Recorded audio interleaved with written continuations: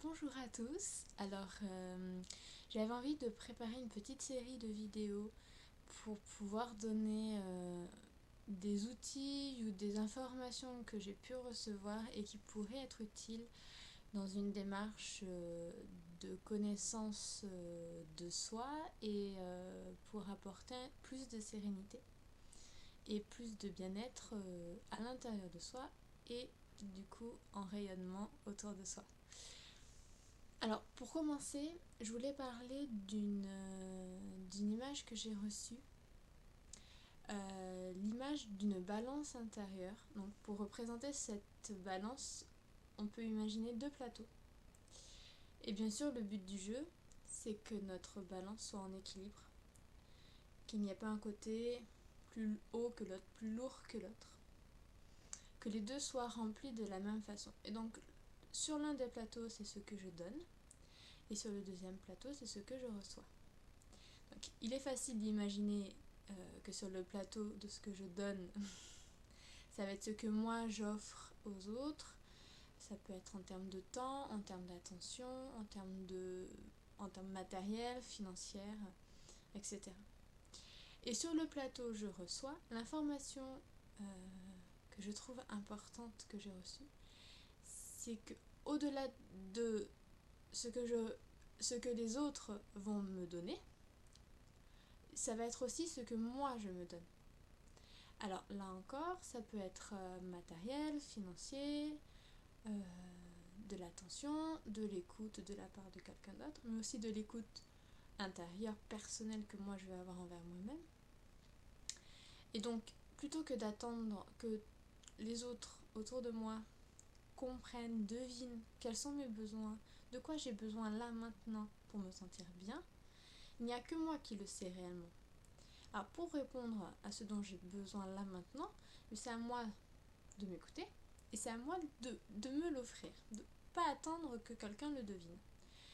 Parce que lorsqu'on attend que par exemple notre conjoint comprenne que là après la journée de travail on est fatigué et on a besoin qu'il s'occupe des enfants ou on a besoin d'un temps tranquille, de prendre un bain, de se mettre une musique et de ne pas être dérangé pendant un quart d'heure, lui il va peut-être pas deviner ça, il va peut-être pas le voir, il va pas le comprendre, il va pas le sentir parce que lui il va être aussi dans sa bulle, avec ses besoins à lui, donc il va pas comprendre ça.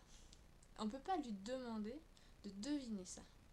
Et du coup, si on attend que ce soit l'autre qui nous l'apporte, comme il nous l'apporte pas, on peut développer des sentiments soit de colère, de frustration, de rancune, etc. Donc des choses négatives comme ça qui viennent s'ajouter, s'agglomérer et amplifier ce sentiment de lourdeur qui peut nous entourer.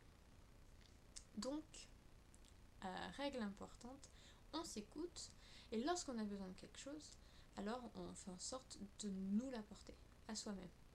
Et c'est pas dans une optique d'égoïsme, c'est pas dans une optique de penser à nous et seulement à nous, c'est simplement que lorsque notre balance elle est en équilibre, nous intérieurement du coup on se sent bien et on va pas développer, ou alors beaucoup moins, ces sentiments-là de colère et de rancune envers les autres, puisqu'on n'aura pas besoin. On sera en équilibre intérieurement, on sera stable, donc on sera plus calme, plus accueillant et on pourra donner plus facilement.